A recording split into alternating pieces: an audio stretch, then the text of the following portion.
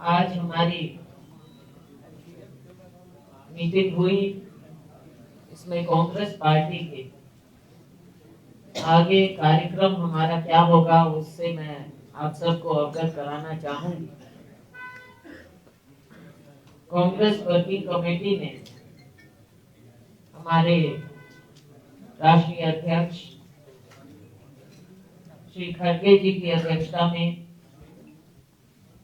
जिसमें हमारे पूर्व अध्यक्ष और एलओपी लोकसभा राहुल गांधी जी भी थे, हमारी पूर्व अध्यक्ष श्रीमती सोनिया गांधी जी भी थे। सबने एक फैसला लिया कार्य समिति ने, कार्यकारिणी में, कि जो एक यूपीए के समय में बहुत ही महत्वपूर्ण कार्यक्रम देश के लिए, खास तौर से हमारे ग्रामीण क्षेत्र के गरीब लोगों के लिए एक पाथ ब्रेकिंग प्रोग्राम दुनिया का लागू किया गया था।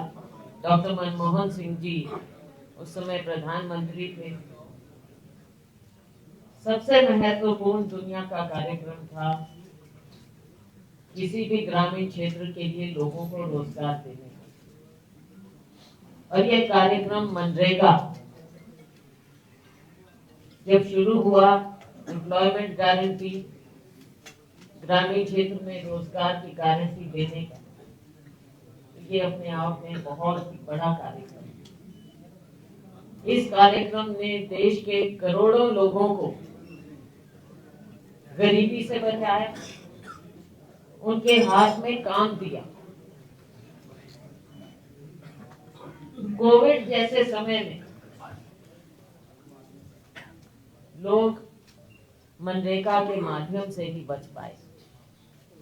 आपदा के समय में मनरेगा जो कार्यक्रम देता रहा, उससे लोग बच पाए, उन्हें रोजगार मिला। और भाजपा ने, मोदी जी की सरकार ने उससे भी बड़ा महत्वपूर्ण फैसला ले लिया है इस कार्य को खत्म करने का, जो एक अधिकार दिया गरीब इंसान को, महिलाओं को, गांव में 100 दिन का कार्य वो अपना नाम पंजीकृत करें, और उन्हें सरकार की गारंटी है, केंद्र सरकार की गारंटी है कि उन्हें कार्य मिलेगा। इससे गांव में कार्य भी हुआ, एसेट्स बने और गरीबों को काम मिला, हाथ में काम मिला। केवल उनके खाते में पैसे डालने की बात नहीं कि चुनाव आए और खाते में पैसे डाल दो, लेकिन लोगों को काम दिया, उनका मान सम्मान बढ़ाया, उनका आत्मसम्मान बढ़ा, क्योंकि वो कार्य करके, काम करके उनकी कमाई थी, उनको ये अधिकार दिया। लेकिन ये अधिकार मोदी सरकार ने अब छीन लिया। कहने को कहते हैं कि हम 125 दिन का कर दिया, लेकिन क्या 125 दिन प्रावधान है? क्या केंद्र सरकार ने उसके लिए क्या बजट किया? अब जो इन्होंने दूसरे राज्यों में किया 60-40 का, और राज्य सरकार उनको अपनी स्कीम देगी, केंद्र सरकार उसको पास करेगी, फिर बजट का प्रावधान होगा। ये तो चलो हिल स्टेट है, 90-10 अलग बात है, लेकिन क्या काम मिल पाएगा? क्या अधिकार के रूप में हमारा गरीब इंसान जो गांव में बस रहा है, क्या वो काम मांग सकेगा कि मेरा अधिकार मुझे दीजिए? ये तो एक और स्कीम जो गांधी जी का नाम बदल दिया, वो भी आप देख लीजिए। लेकिन उससे महत्वपूर्ण है जो गांधी जी चाहते थे, गरीब आदमी को जो काम देना चाहते थे, उसको स्वावलंबी बनाना चाहते थे, आपने उसका मान सम्मान आज छीन लिया। ये मोदी सरकार की इतनी बड़ी देन है। आपके सामने बहुत सी बातें रखी जाएंगी कि कांग्रेस हमेशा केवल क्रिटिसाइज करती है, लेकिन बात ये नहीं है। आप केवल रोजी रोटी नहीं, आप उसका काम करने का अधिकार छीन रहे हैं। इंसान पैदा होता है, हाथ पांव मिलते हैं, दिमाग मिलता है, काम करने के लिए इंसान पैदा होता है। आप उससे अगर काम छीन देंगे, और वैसे भी हमारे यहाँ उत्तराखंड में बेरोजगारी कितनी, पलायन कितना होता है। गांव में कौन रह जाता है? गरीब से गरीब आदमी, महिलाएं, और जो वो काम करते थे अब आप उनसे काम आप ले रहे हैं। अब बड़े बड़े ठेकेदार आ जाएंगे, उनके हाथ में चला जाएगा, सरकार की मर्जी पर होगा कहां पर उन्होंने काम देना है, कहां नहीं देना। केंद्र सरकार की मर्जी पर होगा, नाम केंद्र सरकार रहेगी इसमें, लेकिन उनकी मर्जी से होगा कि बजट कितना देते हैं। लेकिन ये आप समझ सकते हैं इस बात को कि कैसे बजट कम करते गए थे ये पिछले कुछ सालों में। कई कई दिन पेमेंट नहीं होती थी, कई कई महीना पेमेंट नहीं मिलती थी। तो ये एक साजिश जो है, ये साजिश आपको साफ नजर आ जाती है। बड़े लोगों का, जो बड़े से बड़े इंडस्ट्रियलिस्ट हैं, बड़े घराने हैं, उनका तो फायदा हो, और गरीब आदमी के हाथ में काम नहीं कटोरा हो।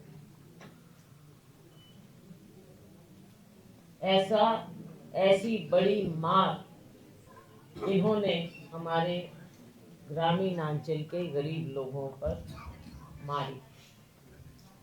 लेकिन कांग्रेस पार्टी इसकी मूक दर्शक नहीं रहेगी।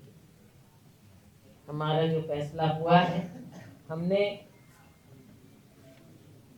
इसमें और कई बिंदु हैं जहां अधिकार छीना जा रहा है, वहां पर ग्राम पंचायत की शक्तियां भी खत्म कर दी गई हैं। इस नया ये लेकर आए हैं, स्कीम लेकर आए, ग्राम पंचायत जिसको मजबूती देने की बात हुई थी, महात्मा गांधी का सपना था, जिसे साकार राजीव गांधी जी करना चाहते थे, जिसे हमारी सरकार ने किया। अब उनके अधिकारों को, पंचायती राज को भी कमजोर करने की साजिश का ये एक हिस्सा है।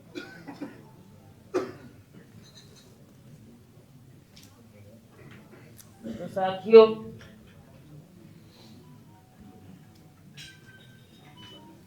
इसका जो हम आगे का शेड्यूल है वो आपके सामने रखना चाहेंगे। 8 तारीख को हमारी मीटिंग हुई है, और उसके पश्चात हम आपको प्रेस कॉन्फ्रेंस के माध्यम से ये सारी जानकारी दे रहे हैं।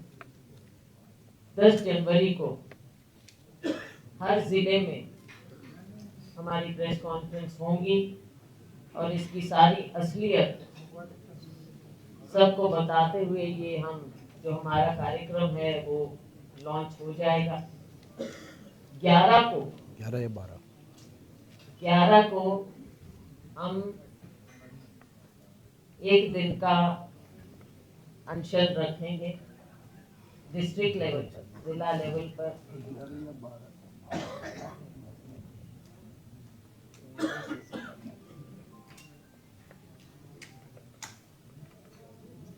ग्यारह को एक दिन का हम अनशन रखेंगे महात्मा गांधी जी के या डॉक्टर अंबेडकर जी के बूथ पर, और इसमें सभी लोग, हम इसमें सबको इन्वॉल्व करना चाहेंगे। मनरेगा के जो वर्कर रहे, हमारे पार्टी के सभी लोग इसमें सम्मिलित होंगे। और फिर उसके पश्चात 29 जनवरी तक हमने पंचायत लेवल पर जाकर लोगों के बीच में हमने चौपाल करनी है। लोगों को ये एक मास कांटेक्ट प्रोग्राम होगा, जो गांव-गांव, घर-घर चौपाल में बैठकर हम चौपाल करेंगे गांव में, और सभी लोगों को इसमें सम्मिलित करते हुए उन्हें बताएंगे। और हमारे राष्ट्रीय अध्यक्ष खड़गे जी की और हमारे लोकसभा में एलओपी राहुल गांधी जी की चिट्ठियां हम सभी लोगों को देंगे। ग्राम प्रधान हैं जो उन्हें, जो पूर्व प्रधान हैं उन्हें, रोजगार सेवक हैं उन्हें, मनरेगा वर्कर हैं उन्हें, और आम लोगों को हम इसके बारे में अवगत कराएंगे कि कैसे उनके साथ, उनकी रोजी रोटी के साथ, उनके काम के साथ भाजपा सरकार ने, मोदी सरकार ने खिलवाड़ किया, उनके अधिकार छीने। इसके पश्चात 30 जनवरी से हम शांतिपूर्वक 30 जनवरी को हम वार्ड लेवल पर धरना देंगे। 30 जनवरी आप जानते हैं हमारा शहीदी दिवस है महात्मा गांधी जी का, तो हम उसमें अमन, चैन, शांति का संदेश, जो हमारे अधिकार हैं उनका संदेश और काम करने का अधिकार, वो संदेश उसके माध्यम से हम दें। 31 जनवरी से 6 फरवरी तक हम मनरेगा बचाओ धरना रखेंगे हर जिला पर, हर जिला हेडक्वार्टर पर हम ये रखेंगे।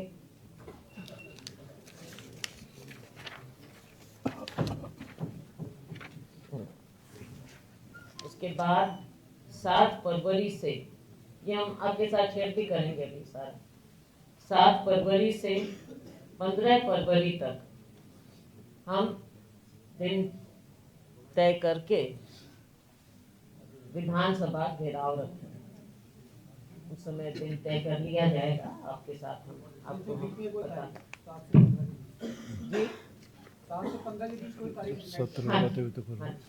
विधानसभा घेराव। और फिर जो हमारा नेशनल लेवल का प्रोग्राम है कि हमने जोनल एआईसीसी की रैली रखनी है, वो तारीख बाद में आ जाएगी एआईसीसी के द्वारा, तो वो हमने क्या मेजर रैली देश में करनी है, तो वो आपको बाद में उसके बारे में हम आपको एआईसीसी द्वारा अवगत कराएंगे। तो साथियों, ये एक मेन मुद्दा हमारा मनरेगा का है, और एआईसीसी का फैसले के बाद ये हम हर राज्य में कर रहे हैं। इसके अलावा एक बहुत ही महत्वपूर्ण मुद्दा है, और वो है अंकिता का मुद्दा, अंकिता भंडारी का मुद्दा। ना केवल एक अंकिता, अनेकों अंकिता, और कितनी अंकिता पूरे प्रदेश में। देखो, कई बार एक नाम सिंबल बन जाता है। अंकिता भंडारी के नाम से आज सारे देश में, दुनिया में उत्तराखंड का नाम गलत तरह से सुर्खियों में आया, लेकिन इतनी अंकिता भंडारी हैं हम उत्तराखंड में भी देख सकते हैं, हर क्षेत्र में देख सकते हैं। और कितने ही ऐसे केस हैं जिसमें सत्ता पक्ष के लोग इन्वॉल्व। दलित महिलाओं की बात करें या कोई भी महिला, बहुत सी हमारी बहनें, बेटियां, बच्चियां, इतने केस। तो ये मामला भी कम महत्वपूर्ण नहीं, बहुत महत्वपूर्ण मामला है। इसने झिंझोड़ के रख दिया, सबकी भावनाएं बहुत उत्तेजित हैं आज राज्य में। अब जो कहा जाता है कि कांग्रेस पार्टी इसको, कांग्रेस पार्टी क्यों नहीं उठाएगी? हम राजनीतिक दल हैं, हमारी जिम्मेवारी अगर कहीं कोई भी ऐसा कार्य होता है तो जिम्मेवार राजनीतिक पार्टी होने के नाते, मुख्य विपक्ष होने के नाते ये हमारा कर्तव्य है कि हम इन मामलों को उठाएं। हमने उठाया है और हम उठाते रहेंगे। इसलिए उसके बारे में आपको डिटेल में हमारे अध्यक्ष जी बताएंगे, लेकिन ये मुद्दा भी हम उठाते रहेंगे। और जो मांग है कि एक न्यायिक सुप्रीम कोर्ट जज की देखरेख में सीबीआई इस मामले को देखे, इसकी पूरी इंक्वायरी हो, कौन वीआईपी रहे, क्या कुछ रहा, अभी तक ये मामला एफआईआर के मामले हैं, वीआईपी कौन, क्यों नहीं गहराई में गए, कौन उस समय की जो विधायक उनका क्या रोल रहा, क्यों आधी बिल्डिंग ध्वस्त कर दी गई, एविडेंस खत्म किया गया, मुख्यमंत्री का क्या उस समय रहा, क्यों नहीं इस मामले को गंभीरता से लिया गया। और आज इतने दिन बाद अब कहते हैं, अगर सुनने में आ रहा है तो पता चल जाएगी, आपके माध्यम से ही हमको पता चलेगा कि शायद इस चीज को अच्छा हम सीबीआई को दे देते। पापा सीबीआई की नहीं है, पहले दिन क्यों नहीं किया आपने? और सीबीआई पर आज के दिन बुरा ना माने कोई, लेकिन सीबीआई पर अब देश में लोगों का कितना विश्वास रहता है। इसलिए न्यायिक देख रेख की मांग हो रही है। ज्यादा कुछ ना कहते हुए ये दो बातें थी।